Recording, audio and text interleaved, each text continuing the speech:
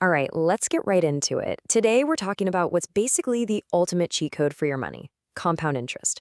It's kind of like the secret sauce that makes your money work for you pretty much on autopilot. You know that feeling when you look at your savings account and it's just sitting there? You work hard to put money in, but it feels like you're just treading water. You have to wonder, right?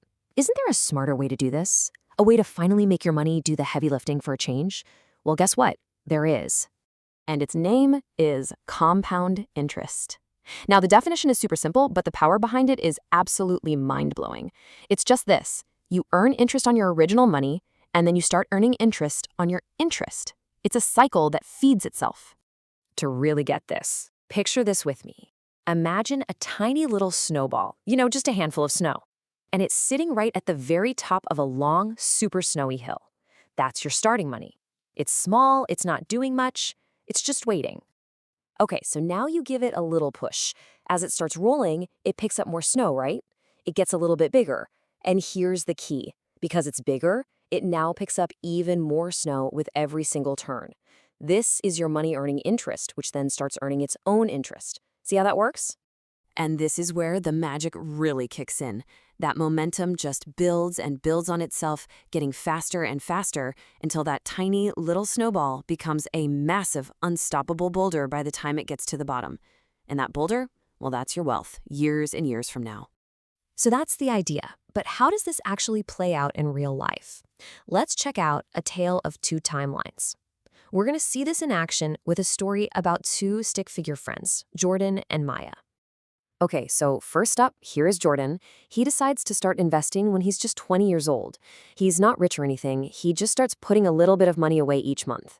Then we have his friend, Maya. She's got this awesome dream of starting her own sneaker business, Fresh Ticks, so she's totally focused on that. She decides to hold off on investing until she's 30. So what happens in that gap? For a whole decade, from age 20 to 30, Jordan's little snowball is rolling down the hill. It's working for him, quietly in the background, compounding day after day. So when Maya finally jumps in at age 30, even if she invests the exact same amount, Jordan's snowball has a huge 10-year head start. And look at this chart. The result is just staggering. By retirement, even though they put in the same amount per month, Jordan's wealth has mushroomed.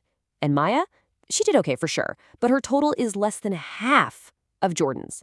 She just could never catch up. And why? Because Jordan gave his money the one ingredient it needed most: time. That extra decade did more than just add a little bit. It literally more than doubled the final result. Okay, so that's the why. Now let's get to the how. How do you actually get your own snowball rolling down the hill?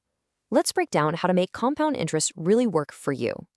For a lot of people, the stock market is the way to go. And it's simpler than you might think. When you buy a stock, you're not just buying some code on a screen. You're buying a tiny piece of a real business. And here's the cool part. Some of those companies will actually share their profits with you. These are called dividends. Think of them like a little thank you bonus. By using those dividends to buy even more stock, you're basically grabbing handfuls of extra snow and packing it onto your snowball. It makes it grow so much faster.